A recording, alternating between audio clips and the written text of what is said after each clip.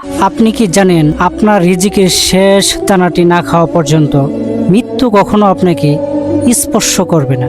এমনকি পাহাড়ের গুহায় বন্দি একটি পিঁপড়েও না খেয়ে মরবে না। আর রিজিকের মালিক হলো একমাত্র আল্লাহ তাআলা। আজ আপনাদেরকে শোনাবো এমন একটি আজব মানুষের গল্প, যার কলিজায় ছিল পাহাড় সম পরিমাণ ঈমান।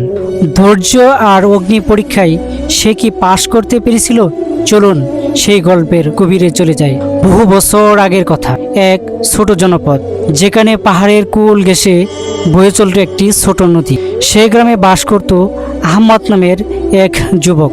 আহম্মদের সংসারে ছিল তার বৃদ্ধ মা এবং একটি বোন। আহম্মদ ছিল খুবই পরিশ্রমী, কিন্তু তার ভাগ্য যেন কোনো কিছুতেই খুলছিল না। কয়েক মাস ধরে গ্রামে তীব্র খরা চলতে থাকে, আর তীব্র খরার কারণে গ্রামে আহম্মদের দিন মজুরির কাজটি বন্ধ হয়ে যায়।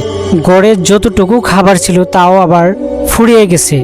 আজ 3 দিন ধরে আহম্মদের ঘরের চুলা জ্বলে না। বোনটা খিদের জ্বালায় ছটপট ছটপট করে কাতরাতে থাকে, আর তার বৃদ্ধ মা জায়নামাজে বয়ে ফিসফিস করে আল্লাহ তাআলার কাছে বলতে থাকে, হে রিজিকের মালিক, আপনি আমাদেরকে একটু রিজিকের ব্যবস্থা করে দেন। আহম্মদ ভোরবেলায় একটি লাঠি হাতে নিয়ে বের হয়ে কাজের সন্ধানে সে চলতে থাকে। যদি কোনো একটি কাজ আজ জুটে। আহম্মদের শরীরটা ক্লান্তিতে অনেক ভেঙে যাচ্ছে।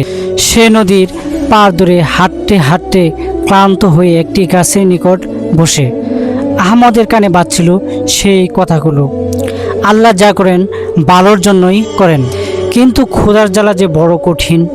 আহম্মদ আকাশের দিকে তাকিয়ে দীর্ঘ শ্বাস ফেলে বলল, হে আল্লাহ, আমি তো আপনার নিকট বিলাসিতা চাই না, চাই শুধু একটু রিজিকের ব্যবস্থা, যাতে আমার পরিবার রিজিক খেয়ে বেঁচে থাকতে পারে। পরবর্তী গল্পের জন্য অপেক্ষা করবেন। যদি ভালো লেগে থাকে অবশ্যই কমেন্টে জানাবেন।